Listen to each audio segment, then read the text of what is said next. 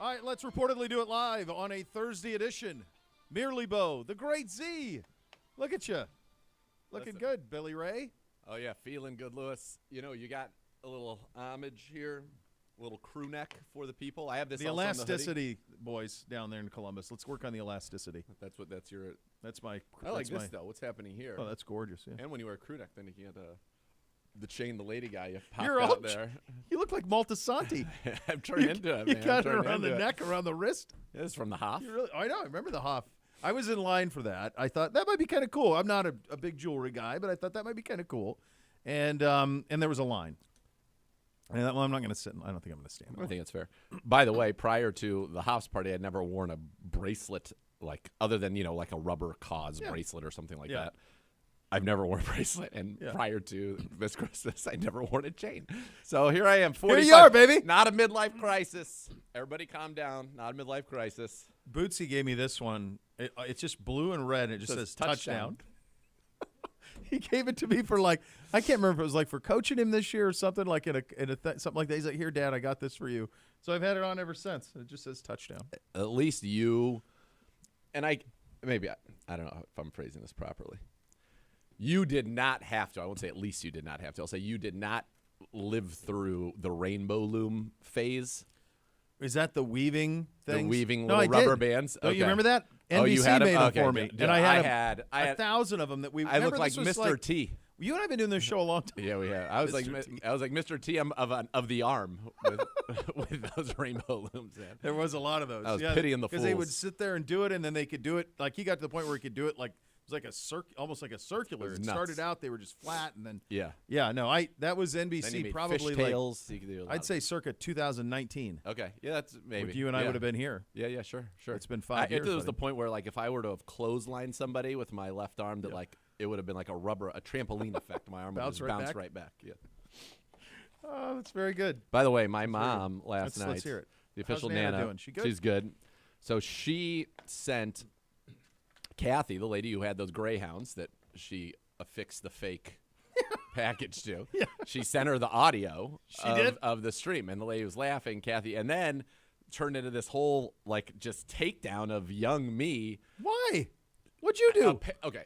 In my recollection, I was brought there to mow the lawn. That's what I did. That was the job. That was the job. Now, were you dodging whippet markings? Well, greyhound. They were full greyhound. Oh, they were greyhounds. Yeah. So did you have to take care of the droppings, or did they? Most of it was gone. Or did you just blow over it? No, I had to take care of droppings at my own home. Right. I'm not here for somebody else's droppings. So meanwhile, she sends her the thing. Kathy thinks, she's like, what was really funny was the time that my mom has this vivid memory of me going over there to do the hedges, and then I had never trimmed hedges before, and so we had this electric hedge trimmer, and instead of going across the top, I was going up and down, and it was chaos. And my mom was telling the story to Arden. Oh, and then they were making fun of my car because the Nova, the 73, yeah. So my cousin installed speakers in a stereo system poorly. Okay, you'd open the door, the speaker would fall out of the door, not well. And the car's engine oftentimes would not stop turning over even when you had gotten out of the car and turned it off. And so you could hear his music and his car backfiring and the engine, blah, blah, from miles away. I'm like, have a little grace. You supplied me with the car. Have a little grace for me.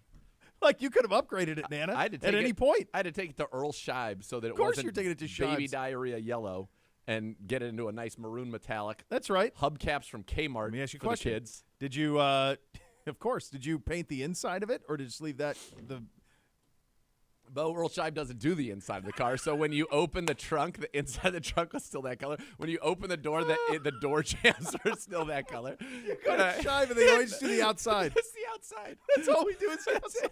We don't do the inside. I'm sorry, Earl. Can you do the inside? No, we don't do that. We don't do it. We just do the outside. Yeah. So you got to go somewhere else. And then I had go to Jim Scheib. He does that. Go to Jim. Maybe it'd be Irish Scheib because E for Earl exterior. You needed interior Scheib. Yeah. He could get it done. He does the insides. And I had the bench seats with this faux sheepskin thing that sat over, which was not my purchase either. No, it was man. But look at you. Look at me now. All worked out. All worked out. But she God, was that's telling great. Art in these stories Yeah. last night at the kitchen table. I was making a great minestrone. I got a great minestrone recipe. Oh, I for like you. this. It was outrageous. I'll give it to you later. But she was telling the story to the point where she started laughing so uncontrollably that she was crying, doubled over. Arden's laughing now and not at what my mom was saying. She's laughing at my mom's. Just having the time of her life, yeah. Like, there had never been anything funnier than me trying to trim hedges or my car backfiring and being a jalopy. Like, I'm just a kid out there trying to mow lawns You're just and making the best get of a it. few extra bucks so I can go buy a great big Bertha. That's all you're trying to do. That's all I was trying to do. You can't understand if you're not a certain age. I don't think it's a big deal anymore. You'd have to ask the kids, Uno and Ocho, how big of a deal the stereo in your car was. Oh, my God. There was a huge industry huge about you go to Speaker City and you get outfitted with an Alpine stereo. You throw Oh, yeah. what do you got in the back of that thing? What kind of Yeah, you got kind a of subs. You got a little subwoofer in the back? Oh, yeah. Yeah, I got such and such speakers. That was a big deal to open it. That was deal. huge. Now I don't think it's relevant at all. Because every car's got awesome They all speakers. got great stuff. But then those days, and we all drove old vehicles. My first car was a 74 Cheyenne Chevy pickup. Dude, when you could put a 3-disc changer into Oh, your car, my God. you Remember, were... It was in the trunk. You were, in the You trunk. go in the trunk. There was a friend of mine got the first 10-disc one. Oh, man. It was like, wow, how do we keep track even what's in there? That was all real, man. So my buddy, Vince McCary, had a Honda CRX, a little hatchback gosh, those CRX. were prime for that. And the whole trunk, which was not big, but the entire trunk was subwoofers. Yep. And so we would roll into school. He would pick me up my junior year. We'd roll into the junior lot. You know, it would be so loud that the chain that he would have hanging from his rearview mirror was like constantly in a state of vibration and flux and motion and whatnot. And we would roll into "Freaks of the Industry" by Digital Underground. That was our was our roll-in song. Yeah, That's in nice. that little CRX, Of course. And I mean, That's the perfect car for that, though, because you can permeating fill it. your being. You can fill that back trunk, load it up, and it's a hatchback, so you can get to it. Yeah. 'Cause that's the other thing. You wanted to park and then put the hatchback up, and then boom. Boom. Yeah, that was the operation. Is that what Uno's got? Uno, what kind of subs you got, Uno? You got some subs? He has no idea what you're even talking My about. car stereo is whatever it came with. That's I just everybody. left it. That's where But it is, I do know quite a few people in college that would get different speakers and stuff and change it, add bass and stuff. Like, it still Ocho, is. what about in Kansas? And Ocho in Kansas, were they doing speakers still? 2 9-inch subwoofers. That's So legit, Kansas was dude. all about it. Kansas That's still had it. legit. They're still living. Griff. That's right. I like it. Griff. I like it. I We love had it. it was big pickup trucks. So if the key would be if you had a pickup truck, you'd want a pickup truck and then a tonneau cover, and then you could put the speakers in the back of the pickup truck. Oh, baby. So that was the In the bed? The bed. They'd put it in there. So then you could go at that point. Yeah, I mean, you really get connected. You're living. You're really living. And it was all about the parking and then put on a little concert. Put on a little concert, and then maybe you'd peel out. Who gets Too hurt? Fast, Too Furious. Yeah. Yeah, some neon. The culture in Dazed and Confused lasts like all the way through us, but I think it's all over now. Over. Long over. But that's all we used to do. And the boys Party at the Moon Tower. That's right. When we go home, like the boys are like, Dad, what'd you do in this town? Like when you were in high school, I said we literally just drive from one end to the other. Yeah. All night. Oh, yeah. That's all we did. And then park for a little bit and then keep driving. It was the whole operation. It's great. I don't know. All right. Hot Topics today presented by Vivid Seats, official fan experience partner of your Cleveland Browns. You're going to hear a lot of reportedly. That's where we're at, kids. Reportedly hiring Deuce Staley as like the running that. back coach. I like that. I don't like when you see this stuff reportedly and you see sources I have confirmed or sources confirming, who's doing the confirming? It's a great question. Not anybody we're talking to. Is it the coach? Well, that's next number 2 there. Number 2 on the list. Reportedly, also reportedly, though, only reportedly. the Browns are interviewing former Eagles offensive coordinator Brian Johnson. Only reportedly. I don't know what that Maybe. means. I don't know what that gesture means. I don't know what it You means just did either. that. I'm just air painting across the screen for those on the stream. This from Tom Pelissero. The Browns are reportedly set to interview Chargers offensive coordinator Kellen Moore for their reported offensive coordinator opening. Who wrote that? Is that you? That's a good job out of you. Yeah. Because it's not. AVP still on the website. Chargers expected to let him speak to multiple other teams. All right, so we have 3 sentences about what we're doing, and they involve 1, 2, 3, 4, 5 reported or reportedlys. Good job. That's a great job. By the way, I have something that's not reportedly. I can confirm. Okay. There's a lot of secrecy, a lot of anticipation, a lot of buildup for a concert that's going to take place at First Center at Cleveland Brown Stadium. Have you not heard about this? I have no idea. You didn't know this was coming? No, no idea. Oh yeah, there's a press conference. The mayor was there. Well, Come it has on, just been the announced. mayor's involved? Yeah. It's literally going on as we speak. The press conference. Why aren't we taking it live? It's a great question. I asked him that. Wonderful question. Yeah. So, coming to Cleveland. All right. Friday, September the 13th, 2024 at Cleveland Browns Stadium. Okay. Wait, should we do like I guess what it is? You want to guess? Yeah. Okay. Can I give three? I get three questions and then I guess. Two people. Yep, 3 questions then you guess. Okay. What genre? I don't even know. Rock / easy listening. Rock and roll / easy listening. Rock and roll, Okay. definitely, and easy listening combined. What era? I mean, Eight. I think right now. This is what I think it is. This is what I think it is right now. I don't need any more guesses. And I've seen nothing. You can see. I've seen nothing. I knew nothing about this. Rock easy listening, and the big a deal as you're making it seem, would lead me to believe that it would be Billy Joel and Elton John. Now, I have no idea if they're on tour. I have no idea anything about it. That's my guess. So it was a good clue because Billy Joel is one of the two. But it is not Sir Elton. Okay, so Billy Joel. All right, Billy Joel. Play me a song, Piano Man. Go ahead.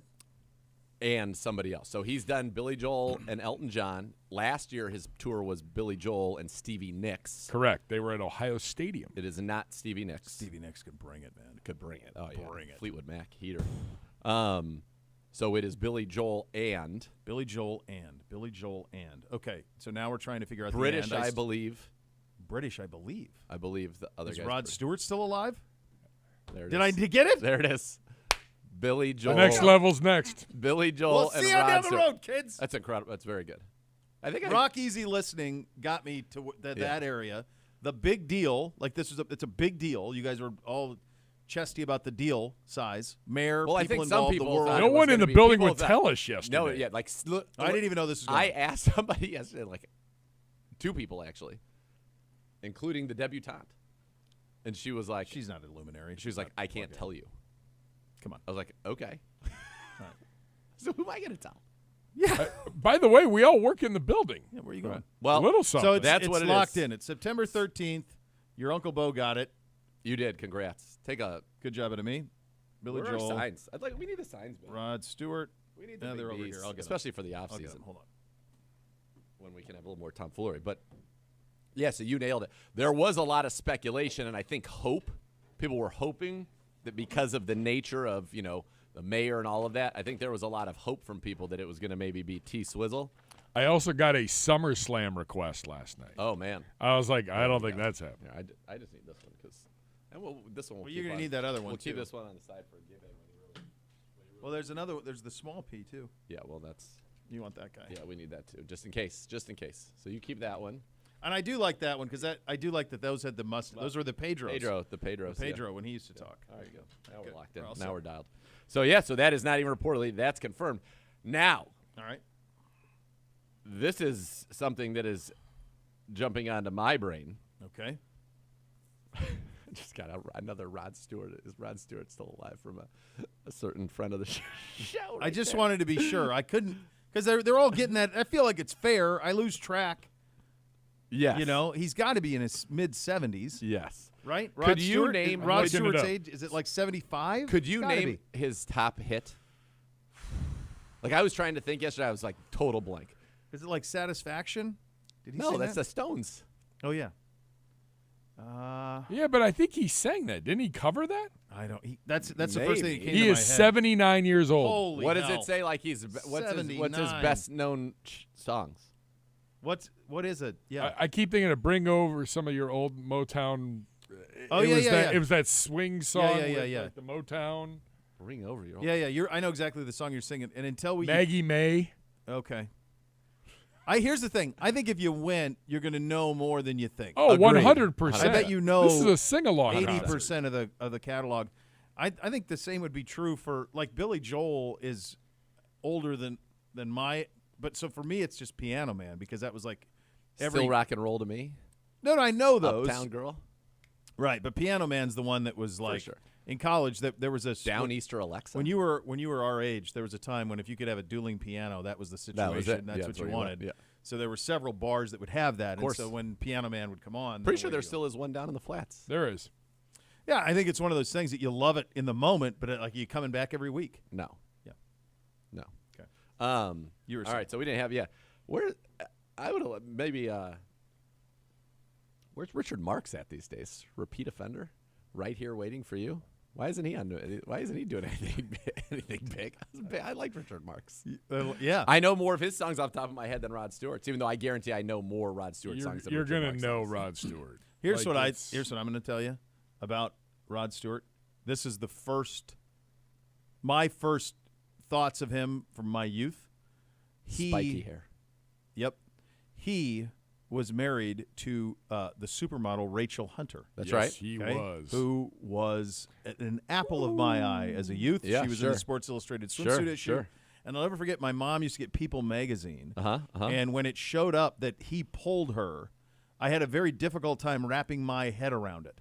It was hard to understand because he was significantly older. I didn't think he was good looking enough. Little I had Bo. no concept. Little Bo had no concept of famous star. wealth really matters. Oh, rock That's star. a really big deal. That- Like if you're famous and wealthy, things are real easy.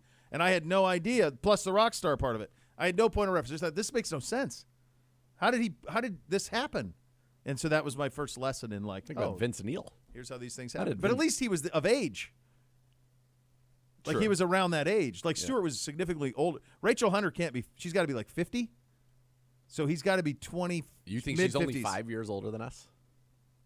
Okay, maybe she's like 54. Let's see. I'm looking it up right now. I'm going to say under 55 though. Rachel Hunter, 54. Okay. Gosh, I'm on a. You're bed- on a I'm heater. You right now. are on. You are it's on a incredible. heater. So when she was Throw it 20, on red. Let it ride. when Allegedly. she was We're not like allowed to. 22, he's 47. That was a hard thing for Little Bo to wrap my head around. Couldn't understand it. It is a hard thing to wrap your head Yeah. around. Yeah. There you go. There it is. All right. So there. Also within the past hour, Myles Garrett's been named one of the 5 finalists for the AP Defensive Player of the Year. Boy, that's a hell of a transition. This is what we do. This is what we do. We give it. By the way, would you like his top songs? Yeah, Yes. give it to me. Well, hold it. Let me do this first. Hold that. Yeah, Gary. hold that. Hold Let it. me do the business. We'll loop Oh. back. We'll come right back to that. Fine. Keep that Circle page back. up. Stefanski, top 5 finalists for Coach of the Year. Flacco named finalist for Comeback Player of the Year. Baker on that list as well. Jim Schwartz, finalist for AP Assistant Coach of the Year. The winners will be February 8th in Houston. Monken. That's a The- heavy. That's a lot. That's Let me a tell you heavy that category AP. there. Oh my God, Schwartz, Slowick, Johnson, McDonald, Monken, and Slowick. Yeah, the Uh, Ravens, both of them.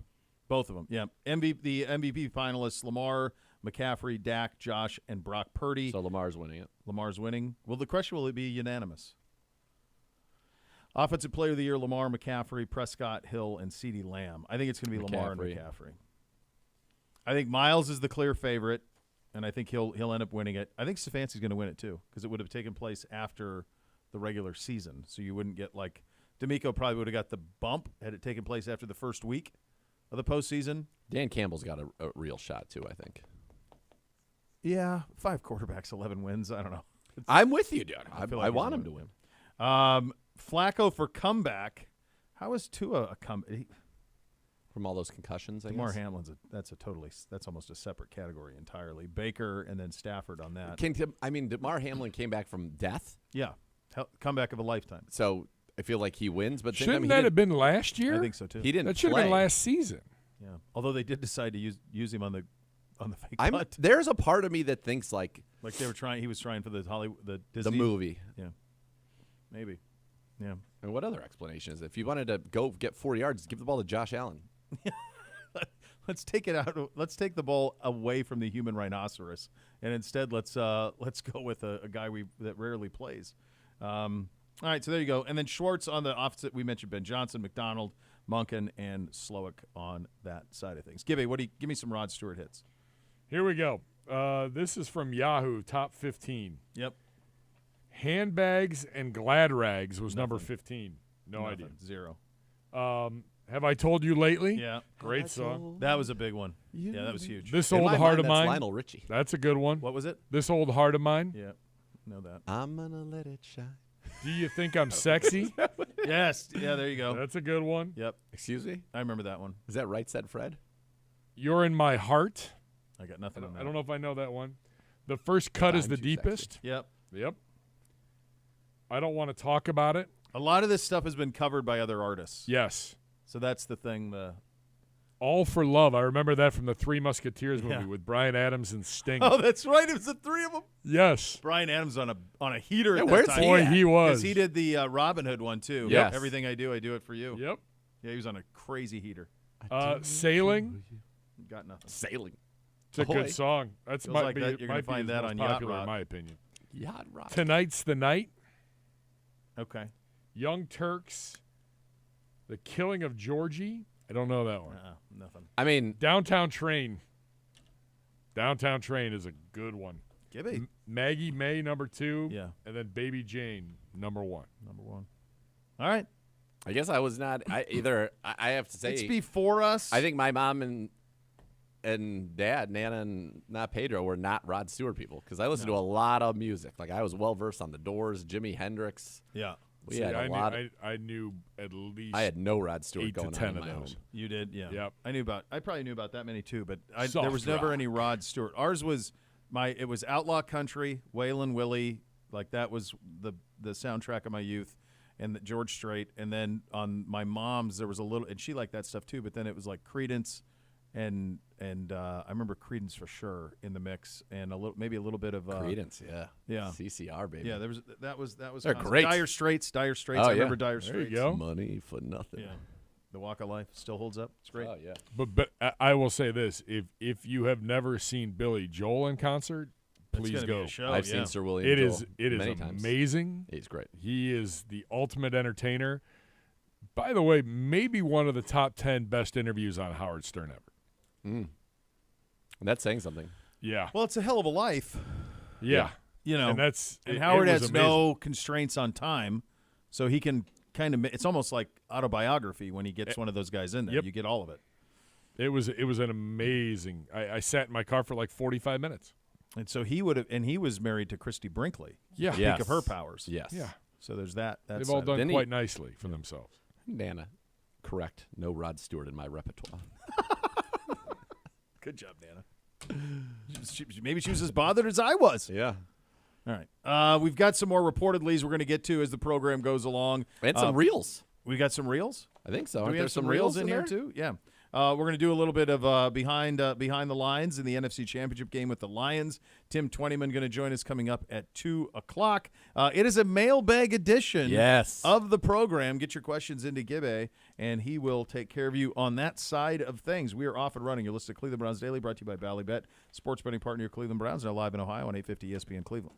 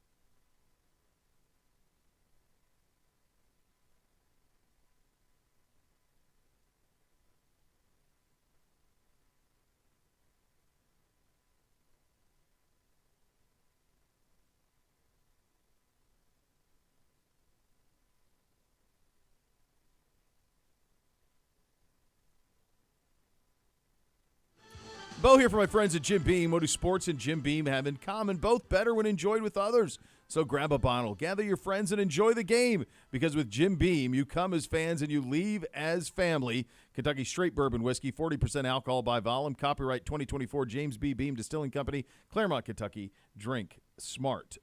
Yes, Mr. Segura. You're up. So this just dawned on me while we were sitting here.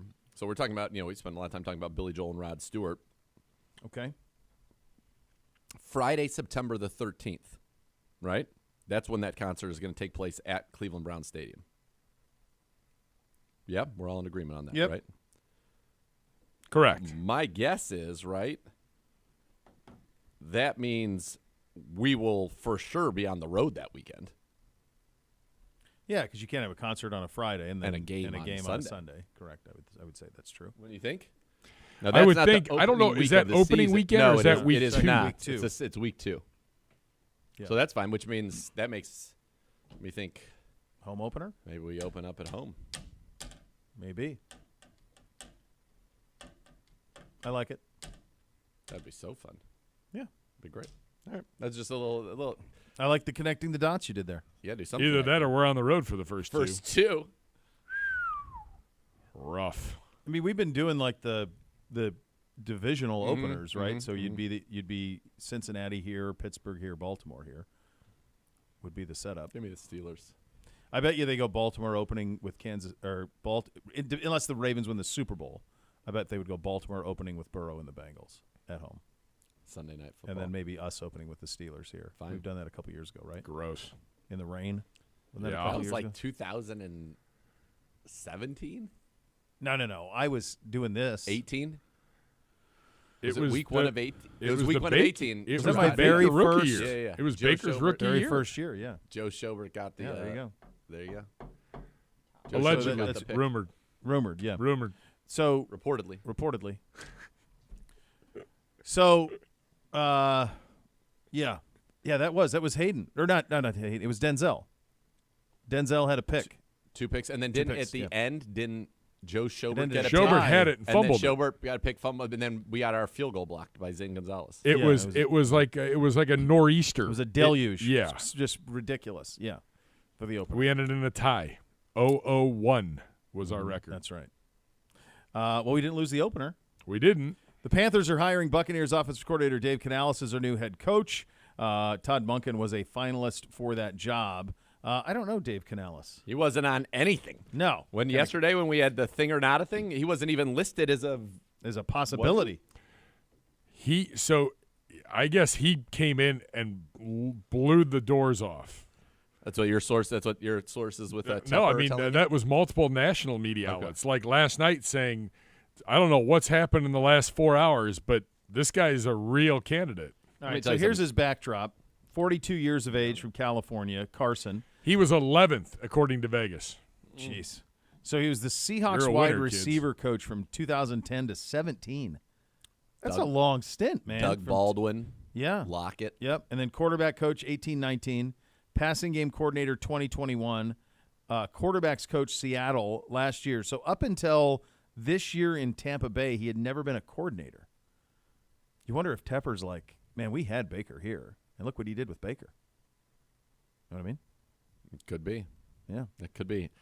I don't know. I mean, I'm personally just disappointed. I don't care how great his interview was. We're talking about Todd Monken here. I just want him out of here. He's not, You desperately tried to will it. apparently he's not happening. I think that one and the Chargers are the only two he interviewed with, isn't he? Didn't he? So Yeah. what's left? You got commies. Sounds like they're getting They're waiting Ben on Johnson, the right? Lions. Lions guy. Yep. So they're waiting on him, and then you've got. It feels like the only Atlanta's- one that's weird is Atlanta because like It's Belichick. Vrabel interviewed today They've interviewed 14 candidates Right. for that Why job, would you- including Belichick. like twice. Why, Yeah. You need 2 chats with Belichick? Like you know what you're getting into. I don't understand that. I think Belichick wants complete control, and I think there are people in that organization that are like that have the owner's ear that Yeah. said, Yeah, if that guy's got control, I'm out. Yeah, and I think if you're Arthur Blank, you say okay, Yeah. Yeah. like he's in. It's time to go. Yes. The Bengals are promoting their quarterback coach, Dan Pitcher, to offensive coordinator. They've already had a press conference down there. That was this morning. With that, Vic Fangio and the Dolphins parted ways yesterday. Then Fangio joins the Eagles as their DC. He was like the apple of the coaching eye when the Dolphins got him. He's like, they got the best defensive coordinator on the market. Yeah. And they got Fangio last year. Their D actually played pretty well. Yeah, I wonder what that's about. I don't know. Maybe he wanted to get out to go to the Eagles. Go to Philly? Maybe. So I guess, like, Fangio actually had the opportunity to interview to be the head coach down there and, like, withdrew. And basically, he's just not a fan of Florida. Like, He he's doesn't not like warm? Yeah, like the whole climate and not being close to family. He did it as a favor, like, I guess, to Interesting. McDaniel. But he odd. wants to come north. He wants to come back here. Interesting. And so they let him out of his deal. It was weird. But Armando Salguero had a really good piece on it. Like, just the whole background that Fangio has never been a big fan of Miami. Like, it's not the organization, just The town? yeah, just being down there. He would rather be up in the north. Well. It was very weird. How about it? How about it? I guess good for him. Yeah, if that's where he wants to be. I think it's good for the Eagles. Their D was dreadful this year. I mean, it couldn't have been worse. Yeah. Desai didn't matter. Desai, Patricia, All fails. big Fails fails across the boards. Yeah. Harbaugh officially the coach of the Chargers. So that happened. I love that stuff came out yesterday. You absolutely nailed it. You were like, this is Michigan trying to put out, we did everything we could. did everything we could. Everything. We're going to make him the highest paid coach in Yep. college. And he still said no. Yeah. Yeah, and he actually did them a favor. They're going to go Sharon Moore is going to be promoted. He was the offensive coordinator. He'll be promoted to head coach.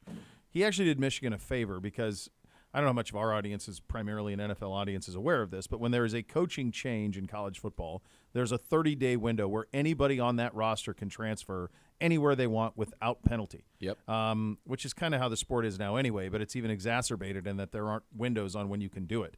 So the best example of this is what happened at Alabama, where their roster has been raided. Texas got a Ravaged. couple of guys. Buckeyes got like 3 studs, including the best defensive player in college football last year, who they took care of quite nicely to get him to play safety for them for the next 2 years. So the deal here, though, is by waiting this long to do the Chargers gig, because we're still under the facade of academia in college with college football, you're past the drop ad date. So even if a kid wanted to leave Michigan, and there probably will be some that do, you're past the date with which you can do it, because you got to get into another school. Now, there's a spring transfer window that happens in April, and they could lose a bunch of guys there. But by promoting Moore, he now has the next month to win those kids over, and he probably has already won over a lot of them because he was interim coach last year for 6 games. Yep. And he's got spring football. So they're going to have a pretty good job at roster retention because of how long this took. If this would have happened 2 weeks ago, they'd have lost a dozen players. Yeah. And now they might not. The kid's bullish. He's bullish on their On ability to Sharon Moore? stay good. He's surfing on a rainbow after a national title. That's what I is he say. gonna I do? mean, Just you enjoy get that. That's like a 5-year. Yeah, you're good. That's won the trump 3 straight card. against 5 Ohio years. State. That'll That could be the rest of his That's life. yeah. Two national titles in a lifetime? Come on. and because Harbaugh walked out on that, because that was his walk off. So I said this morning, he's Danny Ocean. Yeah. He did it all. Did it all. He robbed the casinos. You didn't catch him. He left. He's got a better life. He took the girl. Yeah. It's as big a walk-off winner as you're going to have. It's one of the biggest Okay. ever, right? Can you name the only other coach to leave a program after winning a national championship? There's only one other coach who's done it. National championship, out. Look at young Griff. Look at young Uno. Young Griff's got to be thinking. I know he's thinking. This is just a guess, and Yeah. it's probably wrong. Saban. No, they didn't win it this year. My first thought was Pete No, not Carroll. this I don't know year. if that's I right. thought maybe he won it. Didn't he win one at LSU? He did, but I thought maybe he left because Not he won right there. after. He got to go to Alabama. Pete Carroll popped into my head, but I don't know. Pete if Carroll's that's a good. No, it was much later, and it's a lot of similarities there because Pete left USC in a mountain of trouble, and that's what's going to happen at Michigan. It was Lane Kiffin and Sarkisian. Tom Osborne, 97 Nebraska. Won the national title in 97, split it with Michigan, and then bounced, retired. Interesting. Yeah.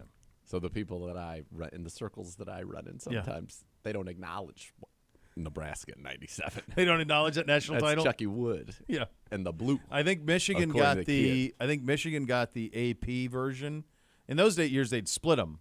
So Michigan got the AP, and maybe Nebraska got the coaches. Yeah. It happened in 91, too, where Miami got half of it and Washington got half of it. Wasn't that one in 97, though, where, like, Michigan was one. They were number one. They WON won their game. They played Arizona, Washington State in the Rose Bowl. And Nebraska left them in one of the polls. Nebraska was 2 going into the weekend. Nebraska was also undefeated. Michigan was undefeated. Michigan played Washington State in the Rose Bowl. If memory serves, 97 Nebraska played. Is that Tommy Frazier? No, Tommy Frazier's 95. That team beat Florida for the national title like 64-20. Annihilation. Lawrence Phillips. Oh, man. That didn't end well. No. No. I want to say that 97 Nebraska beat Peyton Manning in Tennessee. Okay. In the Orange Bowl. Uno's looking it up. That's what I think. I feel like that's my final answer. I like it. Did I nail it? 42-17 over Tennessee. A hell of an Let's go. What's next? All right, so that's reportedly. it. Maybe there's more reportedly. Could be. We'll have more fun with that. No, that's it. That's how that happened. So they won 42-17 over one-loss Peyton Manning. Yep. Whereas Michigan won pretty close in the Rose Bowl against Washington State, who also had one loss. So that's Ryan Leaf. And so that's how that happened. So they split it.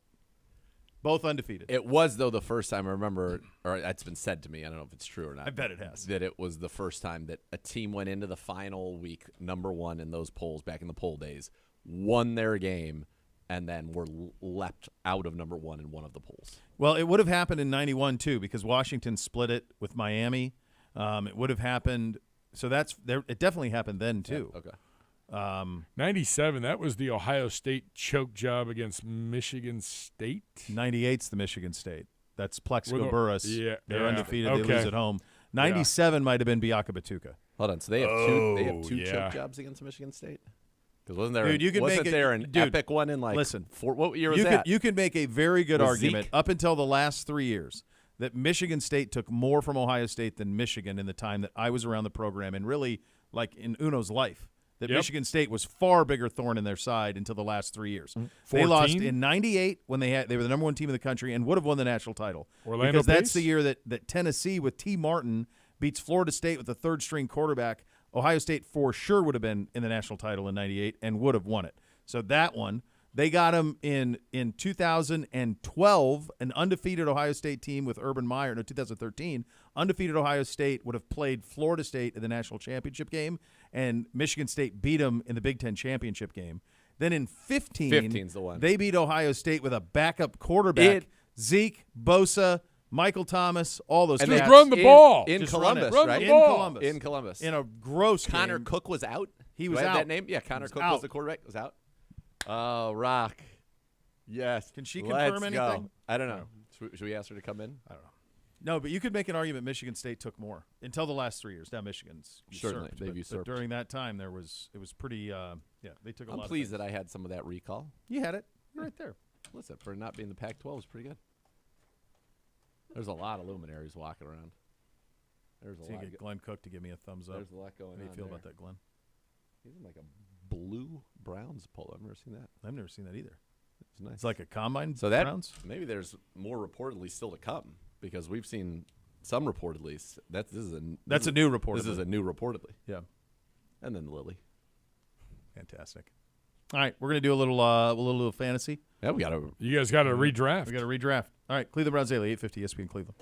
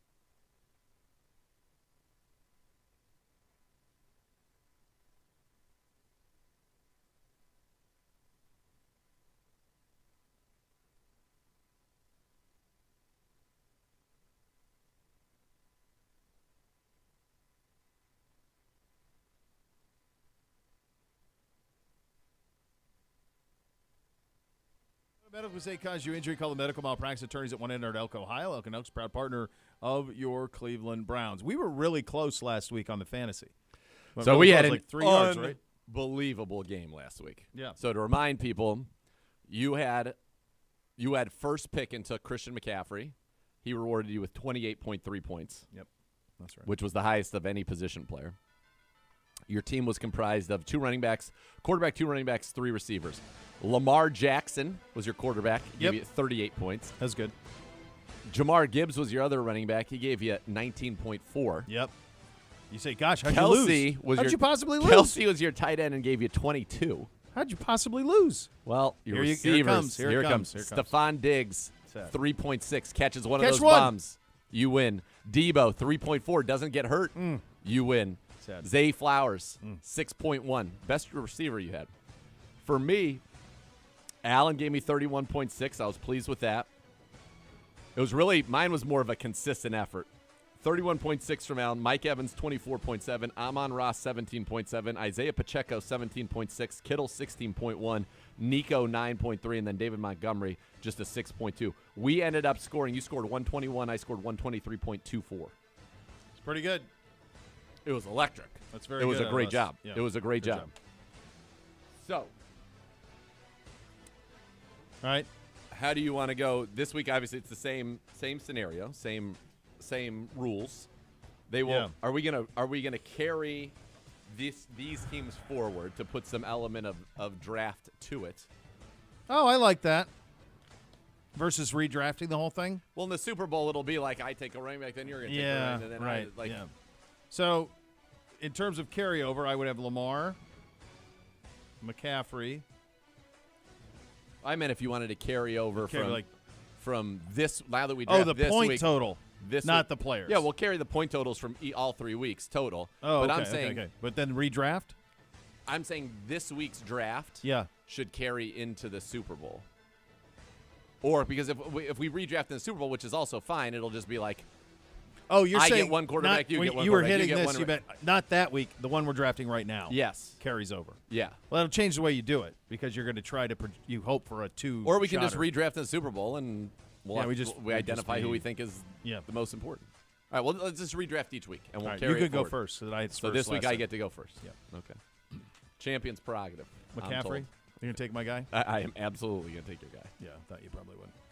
You All get right, two I'm gonna now, though. I got 2. I got 2 now. Jeez. He's such an advantageous human. He's pretty good. Well, I think I got to go Kelsey because I think he's got the biggest advantage of the tight ends that are remaining.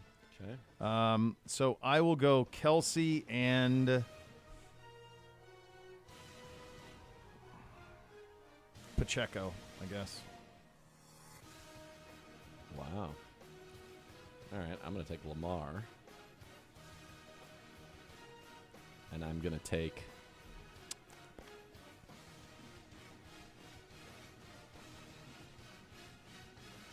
Amon-Ra. I think you're going to win. I didn't think this through. I felt like Gibby with what I've done right here. Yeah, you've won. No, you can't say that. I thought you were think going to so. win last time. So I'll take Gibbs. Okay. I'm going to take Gibbs. God, that's stupid. Because Amon-Ra he's so far and away the number one. Of the receivers that are left? I think so, too. He was the right one to take for sure. You have no idea what's going to happen with Kansas City's receivers at all.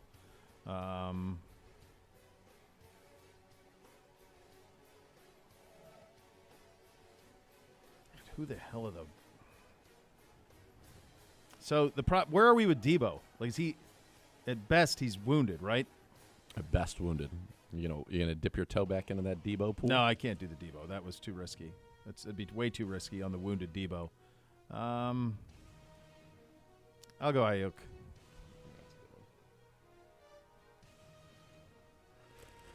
All right. I am going to go. I'm going to take your guy, Zay. Mm-hmm. And I'm going to take Rashee Rice. of Kansas City. Okay. Got Slim Pickens at receiver fast. Yeah, it got really because we just don't know about Debo. You have no idea. I'm gonna go Jameson Williams. Wow, and just hope he gets a bomb. One bomb. Just give me one bomb. Wow. I'm gonna go one bomb. Get me one bomb. Okay. I got to swing for the fences here. So I need another receiver. Grossness.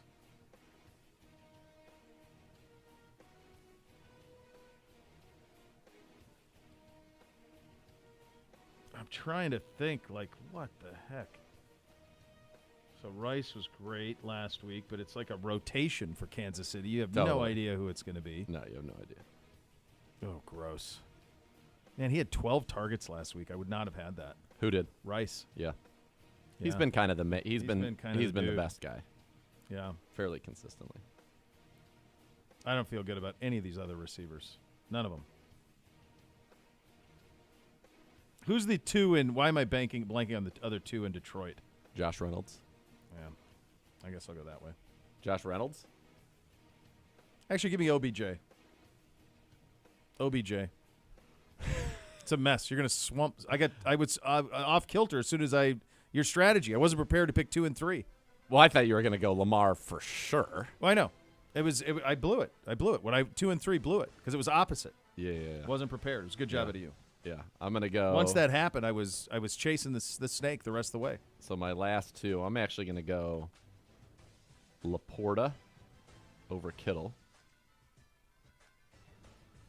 And actually, no, I'm not. I'm going to go Kittle. Stay with Kittle. He was good to me last week. Kittle. And then my second running back is going to be Justice Hill. Justice Hill? Yeah. Right. And then obviously I have Mahomes. All right, there you go. There it is. That's going to be a slumping, I'm afraid. Tim Twentyman is going to join us coming up at the top of the hour. He is your Lions senior writer. He will join us with a preview of the NFC Championship game. Additionally, in the second hour of the program, we will have the mailbag. Many of you have already solicited your questions into Give. Keep them coming, and we will get to those as well. You're listening to Cleveland Browns Daily on 850 ESPN Cleveland.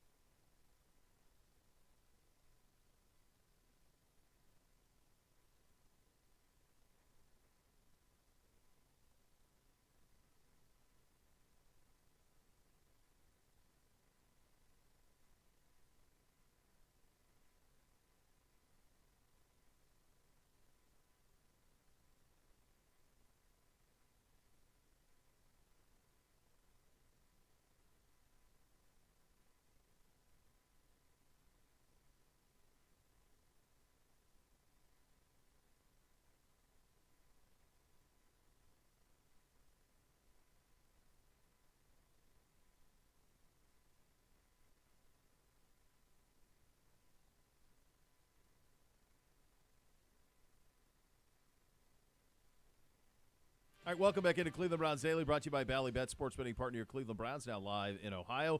Let's head on to the Twisted Tea Hard Iced Tea Hotline, official sponsor of your Cleveland Browns. Keep it twisted, Cleveland. Tim Twentyman joined us, Lions senior writer and insider, joining the program. It is an NFC championship game that we played in Sunday out in the Bay Area. Tim, thank you so much for taking the time. Before we get into the game, how do you put into words what the last couple of weeks have been like with those home wins? Yeah, electric probably. I mean, I don't know if you're watching the games. Yep. Oh, yeah. Hear the noise level and the electricity through the television. I can tell you being there was something pretty special. Look, you guys know the history. A team that hasn't won their division in 30 years, hadn't won a playoff game in, 32 years. And so, they got kind of that monkey off their back. And this has been, a terrific run for the city. They've been behind this team the whole way. It really started the way they finished last year when they went 8-2 to finish. You kind of sense that, this year was going to be something special. And then they go to, Kansas City and win week 1. And that ended up being partly a home game there in the fourth quarter with how this team has traveled. And so, look, the city's been behind this team 100%. I think you're going to be surprised at how many Lions fans find their way out to Santa Clara this weekend. And it's really been electric. It's been really fun in the city the last couple weeks. Where does Eminem's pregame performance, I guess I would call it a performance, where does that rank in terms of all the things you've been a part of at Ford Field? Yeah, that was up there. Look, the Detroit fans like Eminem. They like their guys. Of course. And so it was good. The fact that he was at both games, the fact that he stands up, he gets them hyped, they go nuts. Then they play the 8 Mile theme song, right? And it's just part of the thing that makes that experience electric. Yeah, it was really cool. Let's talk about the electricity on the field as well. This team, you think about Goff playing so well, Amon-Ra St. Brown, Sam Laporta, the combination of Gibbs and Montgomery. At times Reynolds makes plays. At other times Jamison Williams makes plays. The line mauling people. This offense feels like one of the more complete offenses left, and that's saying something in this Final Four. What do you kind of make of this offense under the orchestration of Ben Johnson, who it sounds like is going to be a head coach in the league here when we start the 2024 season? Yeah, he should be. I mean, he's done such a great job with this offense. I mean, I think when I think about this Detroit Lions offense, to me, it's versatility. I mean, This is the Lions team that threw for over 4,000 yards and then ran for over 2,000. So they can hit you both ways. I mean, we saw that in the regular season. Tampa Bay Week 6, I thought was a great example. It is a team that's top 5 in running all year, top 5 in passing, but Tampa really focused on stopping the run. Like they just loaded the box. It was 8-man boxes, and they were like, "You're not going to run on us." So what did Detroit do? Threw for 353 yards and 3 touchdowns. And that's, to me, is they can beat you both ways. And I think that's what makes them so difficult. Some teams, you stop one aspect of it and you can control them. That's not the case with Ben Johnson in this offense. I think he's very creative. They run it a multitude of ways. They throw it a multitude of ways. And I think it's really hard to get a gauge on what he's going to do. And it's been fun to watch. They've got some explosive weapons. I mean, They got 2 rookies that, had over 10 touchdowns, first time a franchise has ever done that. So they just have really pushed all the right buttons on offense, and it's explosive. But I'll tell you what, it's going to be a good matchup this weekend because that San Francisco defense is one of the best in the league too. So that should be a fun matchup to watch all night. How has Jared Goff developed and kind of grown with the Lions? I've always liked him, and obviously he's Cali kid going back Cal Berkeley is where he played his college ball, and he's going to be playing there in Santa Clara. But I feel like he's so much better than kind of the national perception of him. What do you think about Jared Goff, what he's been able to accomplish, and now leading this team? I thought it was huge. He had to beat Matt Stafford, the guy you were traded for. Yeah. You beat him in the first round. They both played lights out, and now he's going to go take a second team now to an NFC championship. Yeah, what a night that was for Jared, having 66,000 people just chant your name. I mean, I can't imagine what that feeling would be like, and then to play the way he did. And I think, one of the things Ben Johnson, who we just talked about, the offensive coordinator here, did, one of the best things he did was when he was named offensive coordinator, a lot of times guys, right, a coach will come in, here's my playbook, put it down on the table, here's my philosophies, everybody learn it. That wasn't Ben Johnson. Ben Johnson invited Jared Goff in, and those two together looked at, Jared, what do you do well? How can we build this thing around your strengths? look, I still have some principles. I still have some things I want to do, and you're going to have to get better at some areas. But let's build this around what you do well. And what that allowed Jared to do is take ownership of the offense, right? I mean, those two guys can just finish each other's sentences if you put them in the same room. That's how closely they think about offensive football. And so, I give a lot of credit to Ben Johnson for doing that. And then when you can have ownership of an offense and it feels like yours and it's built around what you do well, I think the only thing you can do is succeed, especially when you have the big arm and the talent. Let's not forget Jared was the number one pick for a reason. So I think all those combined has resulted in him playing the best football of his career here in Detroit. When did you know that Amon-Ra St. Brown was this good? When did you realize it? Yeah, I think it was about halfway through his rookie season. That's when he started to really come on. I think he had a streak there of I forget what it was, 6 straight games with 8+ catches or something like that. And it was pretty consistent. And then that's when you started to know, right away you knew he was kind of one of those guys that had a chip on his shoulder. He's a 4th round draft pick, he's the 7th wide receiver taken, and he can tell you the name and the team of all 16 guys at the wide receiver position taken ahead of him. Love that. So that he came in, with kind of that chip on his shoulder, just knowing, okay, all right. And then, it took a little bit to kind of get into, learn the NFL and get with it. But then after that, he blocks in the run game. He's physical. You can't cover him one-on-one. Good luck. He's consistent. I think that's the best word to describe Amon-Ra St. Brown. And when you talk to any quarterback or any football coach, and when they get a bunch of players that are consistent and consistently productive, consistently good, consistently, on their game every day, practice or game day, I think that's one of the best things you can say about a player, and that's what Amon-Ra St. Brown certainly is.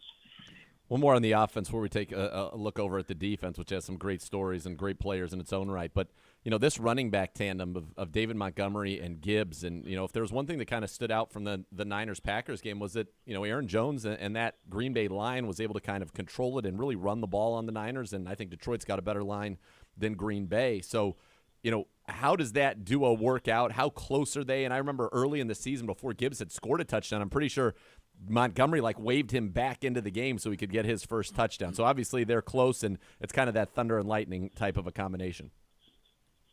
Yeah, it is. It's a kind of a big brother kid brother relationship. That's how both would describe it. And look, they both root for each other, and I think that's a part of the reason why it works too.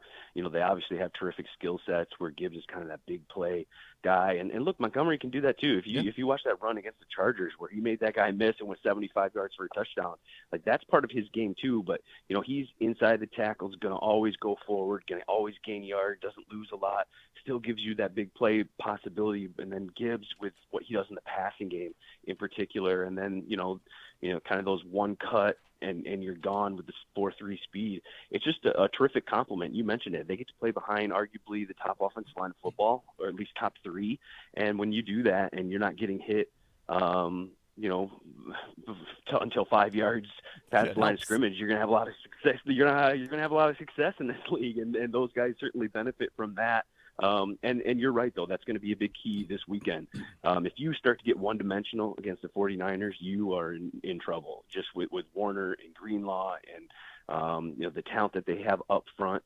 They blitz the 3rd fewest time in the league. And so you can't get into a spot where you're just passing and allowing that front four to pin their ears back. If you're Detroit, you've got to go in thinking that's the formula, right? What Green Bay did. They were run the football, now that play action, then you can hit some plays in the passing game. That's what Detroit wants to do, so that's a big part of what that game plan is going to be Sunday afternoon.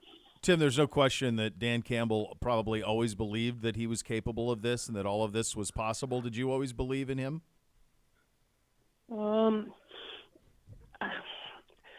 I don't know. It's hard when you win 3 games your first season, right? Sure. You knew that. You knew that. You love the grit. You love the toughness. You knew that his style fit what the city is, and that paired with Brad Holmes. Brad's done a great job of getting young talent in here. And then when I started to believe, when I started to see guys like St. Brown, who we talked about, Penei Sewell, become these kind of all-pro, Pro Bowl type players, well, Brad can bring them in, but it's the coaching staff that develops them, right? And so, I think what got me early on was Dan's ability to develop talent and kind of, be a player's coach, rally guys. I mean, guys will run through a wall for him. And then when it started to win and it started to click, then I think, that's a terrific duo when you can develop talent and, guys will rally around you and you're the leader that he is. It's a great combination. And I'd say probably, midway through the second half of, midway through the season, the second season, I think all that started to kind of come together, and you kind of saw, how special he is at making guys believe and being a player's coach and developing talent. And I think that's when everybody else started to see and believe too. One of the cool stories in this whole thing with this Lions team, and it's a fun story. And I think a lot of, obviously in Cleveland, we can relate to what the Lions are going through. And I think there are a lot of people here rooting for the Detroit Lions. But to have Aiden Hutchinson, who, grew up there, played high school in Dearborn, went to Michigan, gets drafted by the Lions. Bo had talked about many times kind of the scene of him looking around after that game. Yeah. Have you gotten a chance to talk with him and just kind of what that all meant to him to be able to do that? Yeah, it meant a ton. You could just tell in the moment on the camera how he was soaking it in. Look, he loves this fan base. He loves this city.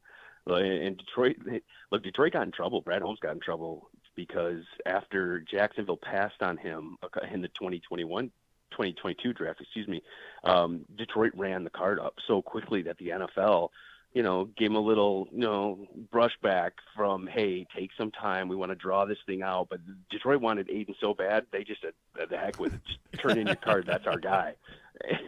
And so that's how bad they wanted him. And I think it goes both ways. You mentioned it. He's a kid that grew up here, loves the fan base, was a Detroit Lions fan his whole life. And so now you get to play for that city and be part of something special. The city certainly loves what he brings to that Lions defense. All right, so it comes down to Sunday and a San Francisco team that's been kind of on this path for a long time, and now can this magical run continue? If it does continue, what needs to happen from the Lions' perspective? Yeah, we talked about being able to run the football, right? And I think on the flip side of it, it's being able to stop the run. I think, stopping the run and tackling are really key to this game for Detroit. San Francisco is so good at attacking different fronts and running the football. Obviously, Christian McCaffrey is one of the best in the business.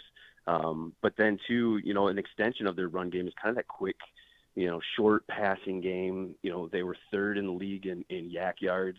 And so, look, if they can run and then throw and then play action, this isn't a defense that's Detroit's strength. And so I think you've got to be able to tackle in space. You've got to be able to stop the run. Make Brock Purdy beat you. And if he does that, throwing the football, 30, 35 times, you tip your cap and you say, hey, we'll try to get here next year. But if they can run the football and grind it with McCaffrey and then hit you with some play action, I think that's just not a recipe for success for Detroit. And so those are two keys for me for them to walk out of Santa Clara with a win on Sunday.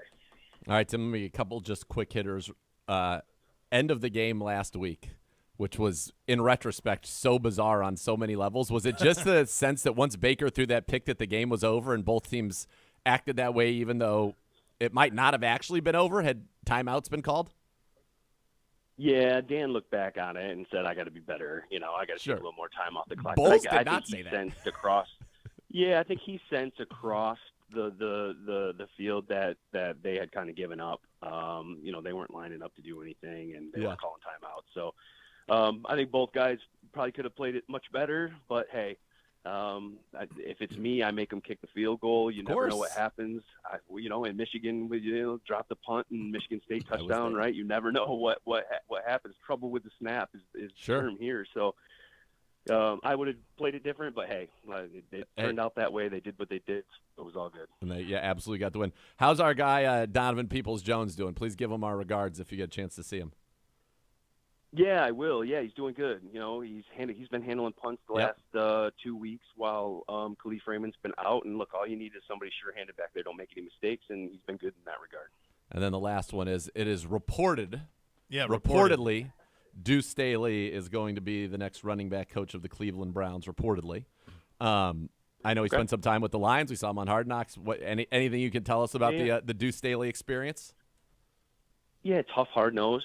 You better be able to pass protect or you are not going to play the field. Well, I'll tell you that right now. That is number one on his to-do list, and it got DeAndre Swift in a little bit of trouble here, now and again. But first and foremost, look, he's tough. He obviously did it in this league for a long time, so running backs respect those kind of guys that are former players at that position that did it at a high level, won a lot of games. But you guys better be able to pass protect, or you guys ain't gonna see the field. There you go. There's a lesson for the youngsters out there. Tim, thank you so much, bud. Appreciate you, and good luck. Good luck this week. It's gonna be fun. Unbelievable season and a magical ride. Yeah, it should be fun. Enjoy the game, guys. All right, that's Tim Twentyman, senior writer for the Lions and insider, joining us on the Twisted Tea Hard Iced Tea Hotline, official sponsor of your Cleveland Browns. Keep it twisted, Cleveland, on that side of things. Still time to get your questions into the mailbag. I see a lot of you already have. Bobby's got a bunch of them growing there. So hey, Bobby! Cleveland Browns Daily, 850 ESPN Cleveland.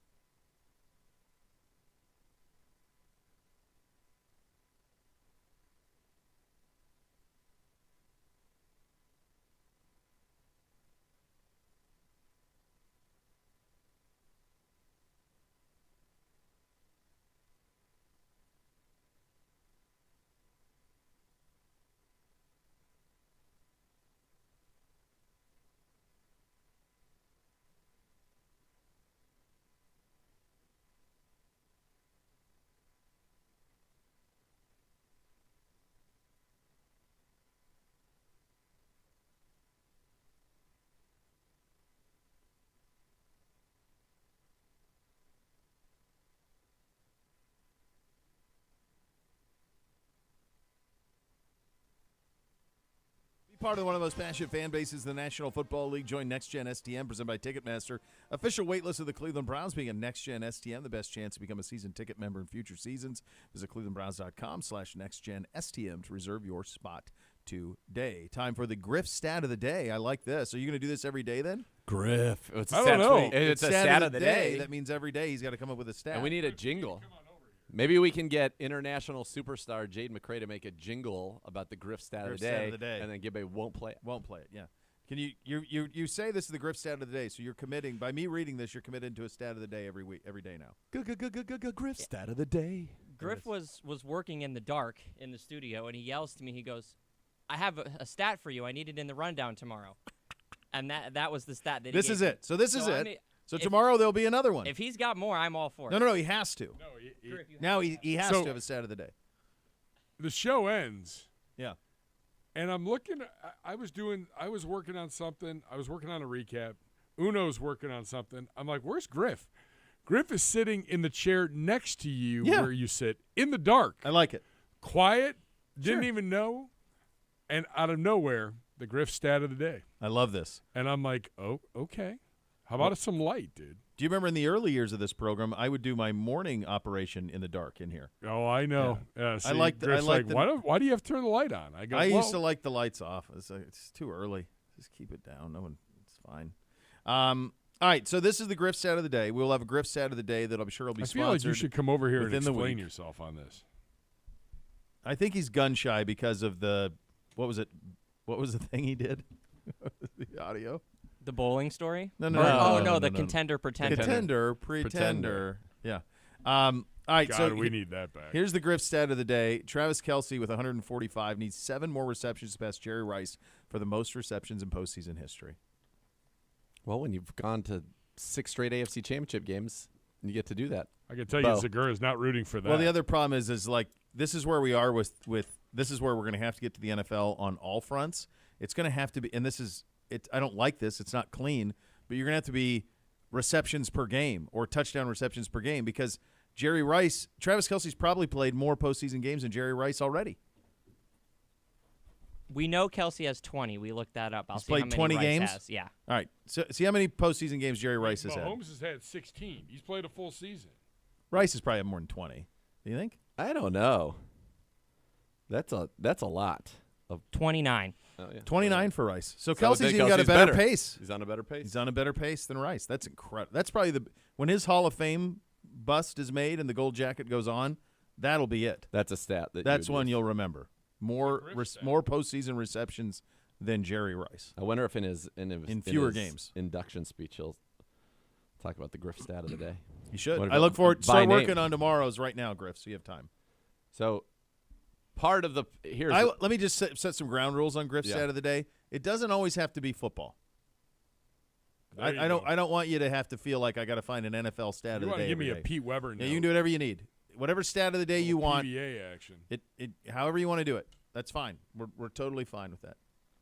You're in. He's you in better now. do The this. Griff stat of the day is on. It's now Here's an part interesting part of it. Go ahead. In 23 games with the Niners, he had 130 targets.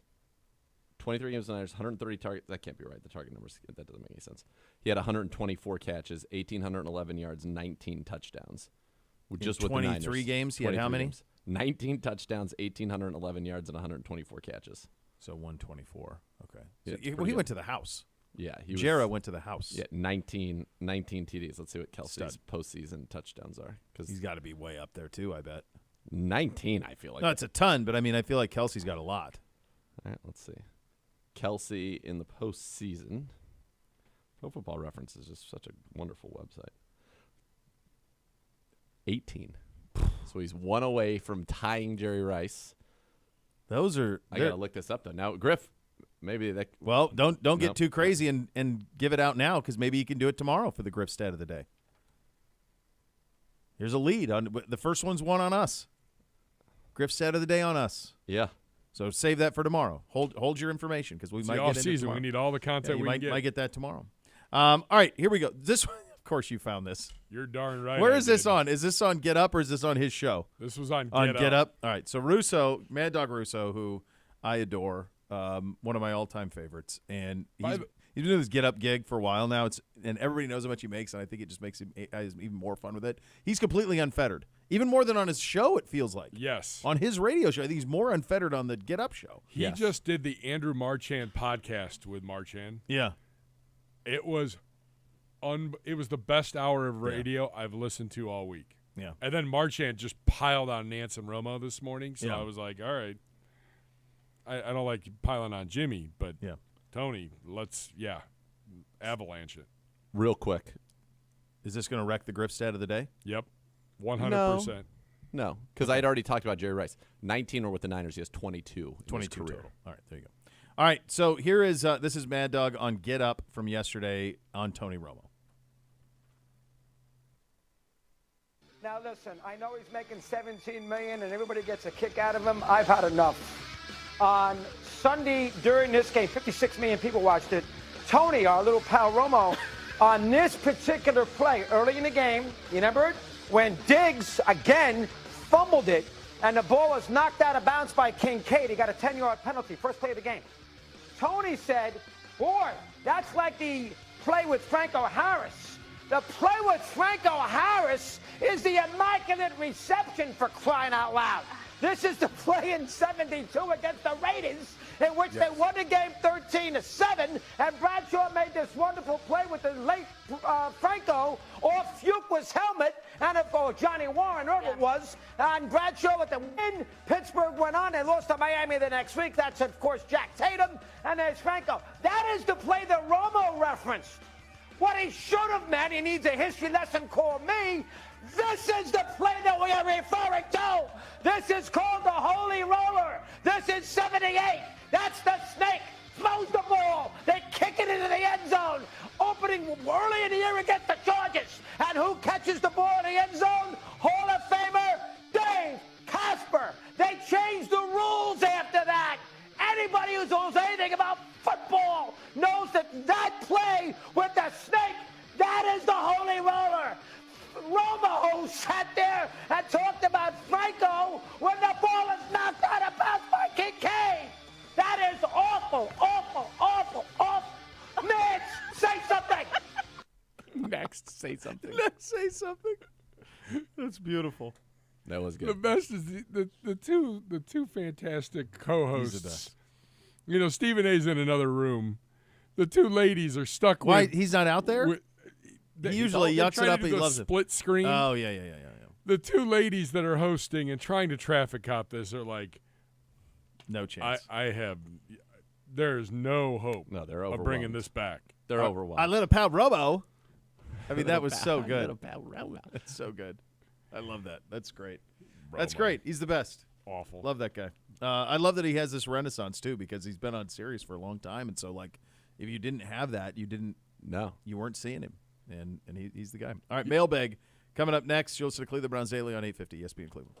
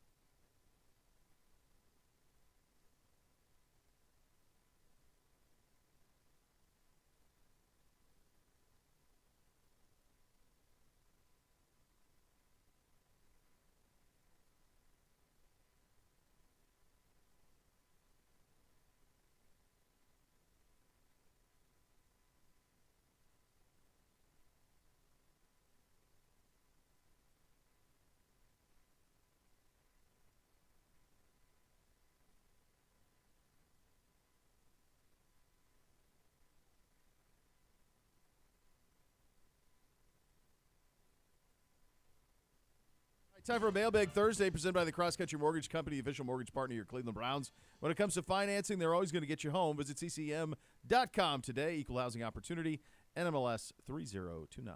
Hello, Gibby. Hi, boys. Tweet your questions at Browns_daily. That's right. Oh, Did you see this news about this former LSU wide receiver? I did. Keyshawn Butte. So he made like 1,000 bets. 8,900 bets over 13 months at the age of 20, creating a fraudulent online account. Oh, baby. 17 bets on NCAA football, at least 6 on LSU football. What goes wrong there? So Problem is, like, what are you gonna do? He's gone. Like, he's draft eligible this year. He's gonna be like, what are you gonna go take wins again? Like, how are you gonna monitor it? How are you gonna police it? I don't know. Everybody wants this. Oh, you can't do it. Well, how are you gonna police it on a college campus? The NFL's got no comment. I know that. Right. Well, but how are you gonna police? Can they? I mean, the NFL has in the past issued sanctions for people's behavior in college. They have, including So Terrell Pryor. You have to wonder what they do with this. Yes. I had a couple of things I wanted to get to you. So Chuck Dillon, loyal listener, good friend, Dr. Chuck, he sent me an image of me sitting at this desk, and he said, you are going to always have back problems if you continue to sit like that. And I said, well, what can I do differently? Because I stand in the morning. And so he went, it was incredible, this whole thing. He said, the first thing he writes, though, he goes, I would say to get the studio redesigned, but I think we all know the answer to that one. He goes, the rule of the 90s. Feet should be flat 90 on the floor, ankles at 90, seat height set to the knees are 90, hips are 90 with the head and shoulders over the hips. Elbows should be at your side at 90 degrees. So that's the first thing that he says. He went through all these other things. And he goes, let me just see. What was this one was funny. He goes, oh, my gosh, he even called you out at one point. Yes, I like this guy. Find it. Yeah, it was good. The good doctor. It was very good. It was something about, so that I could have like a workplace. I could sue you for like workplace endangerment or something. It's great. Doc, what the Coming hell? for you, yeah. Yeah, I can't find it, but that's it. He goes, you sitting like this, like you won't get rid of your back pain. It's like smoking in front of a cardiologist. Hey, I got saying, fix my heart disease. I got new chairs. I don't We know did. what The else new we chairs are better. These are much They're better. much better. They're much better. I feel like I have a lot of 90-degree things happening here. I don't. You're taller, so maybe you can get there from Yeah, a leg. the desk height is so high. The desk is so high. Yeah. Designed by a tall Gibby. person. Shocker. Yeah. Heightest. As I tell all my patients, don't kill the messenger. I don't make the rules. I'm just telling you guys what they are. The good Lord didn't put chairs in the Garden of Eden.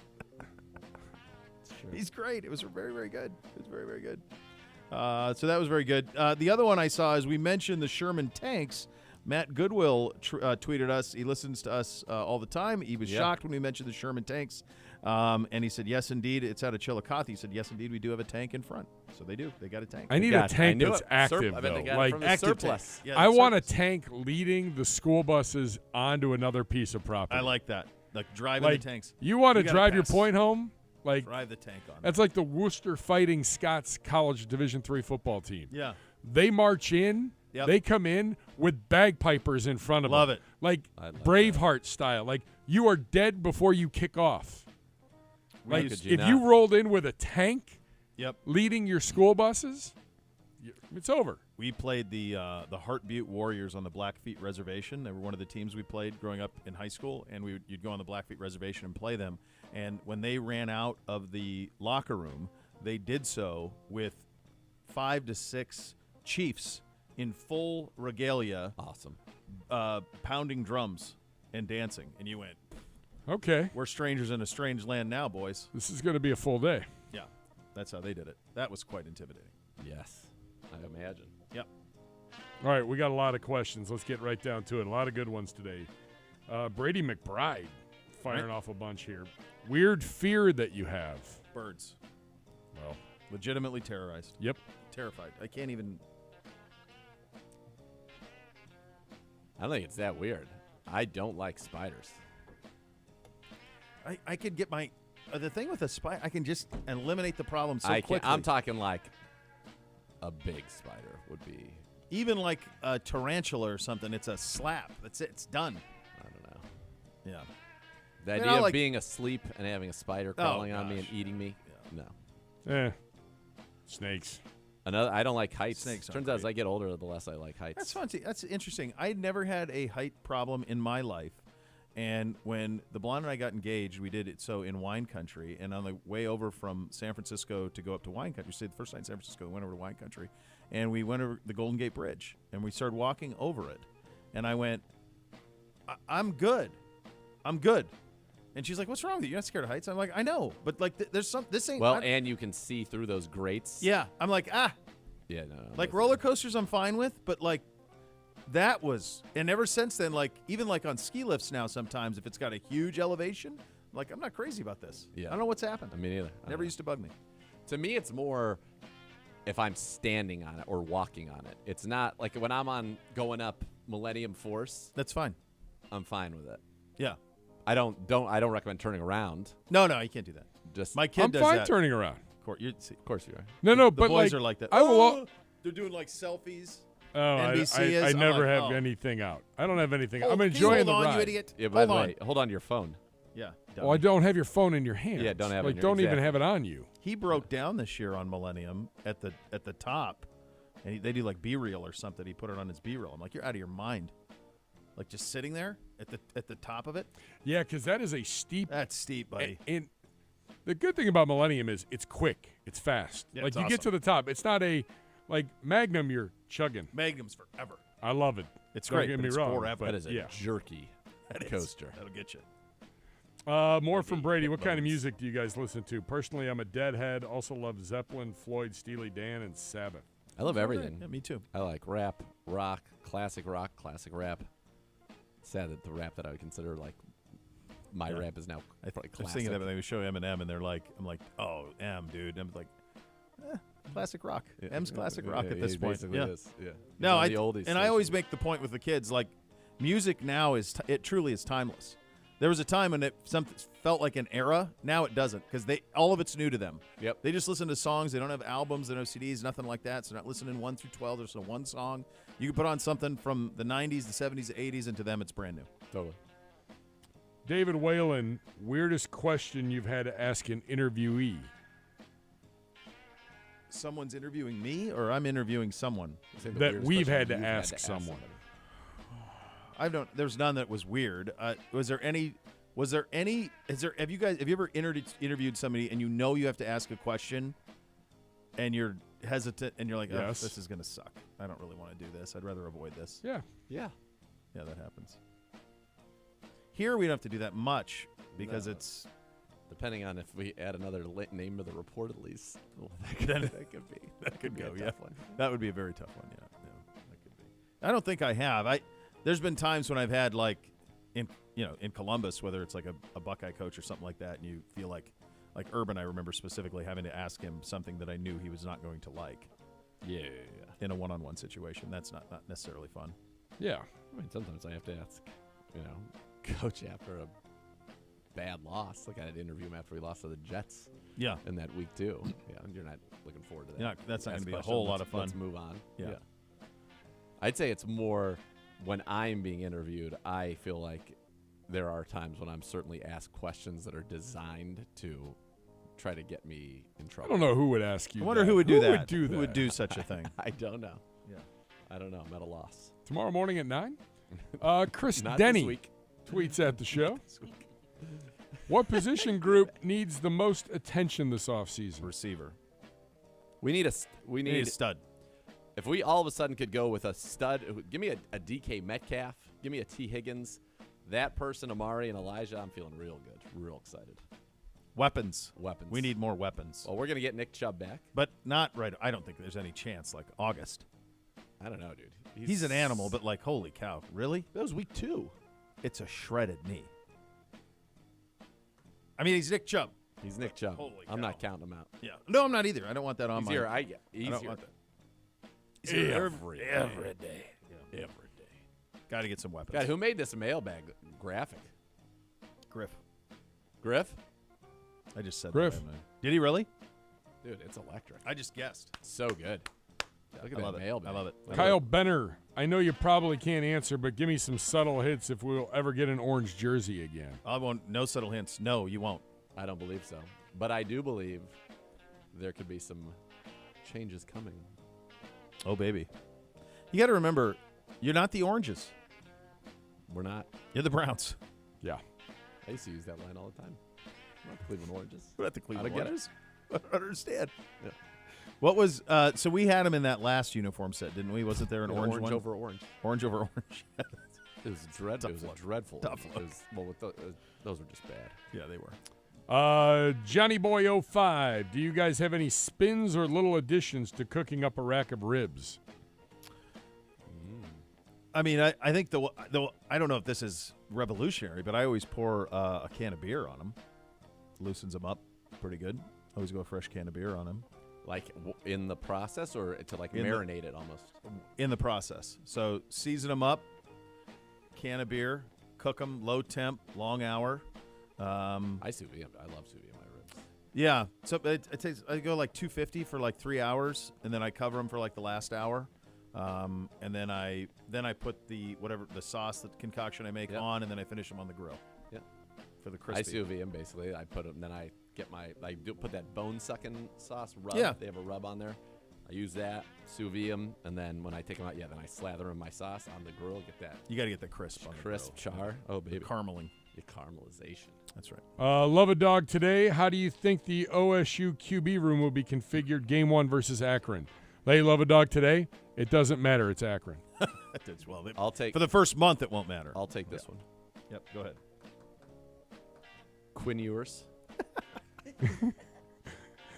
Crushing it One already. of the few people they didn't get in the portal. JT Barrett. Yeah.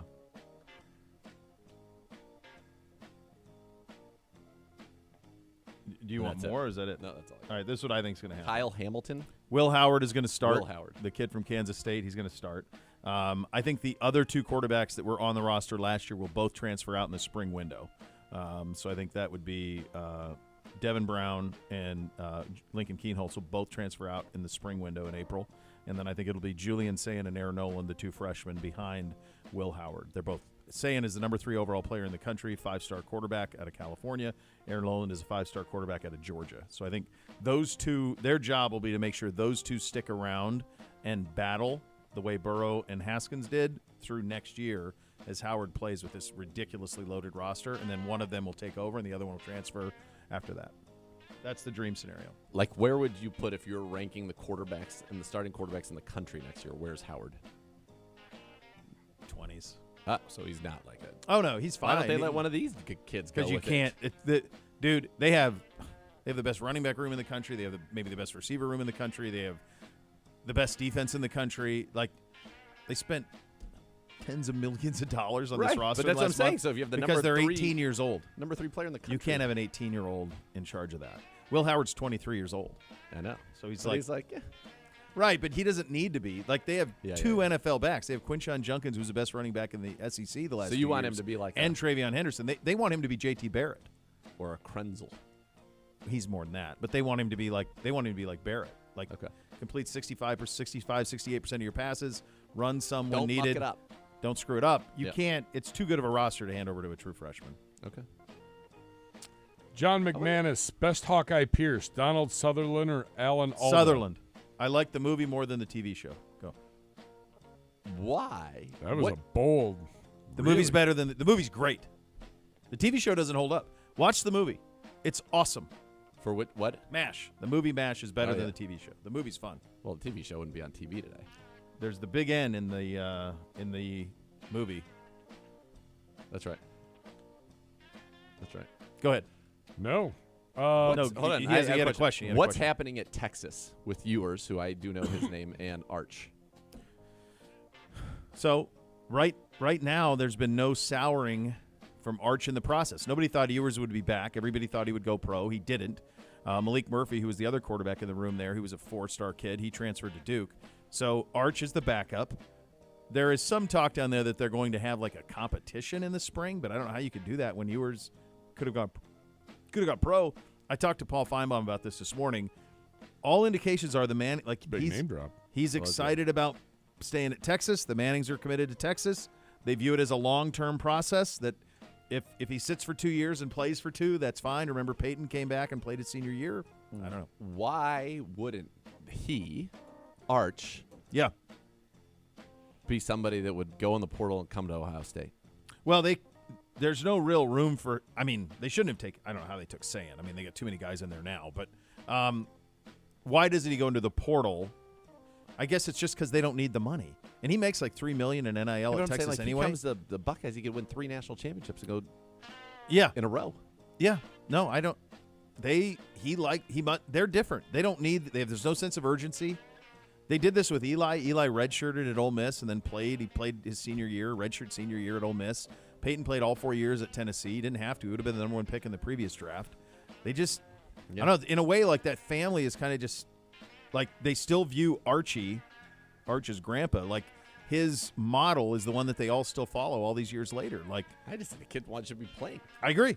I still think it's wild he ended up at Texas. I'm just saying, in a logjam at quarterback. Like he could have gone to Alabama and started as a freshman for Saban. Could have gone to LSU and done the same. Could have done it at Ole Miss. Could have done it at Tennessee, where his uncles had connections. I don't know. It's different. If he were in the portal, the Buckeyes would have taken him over Will Howard, right? Like, not even a question. Yes, I think so. He's a trickier prospect though, in that he played.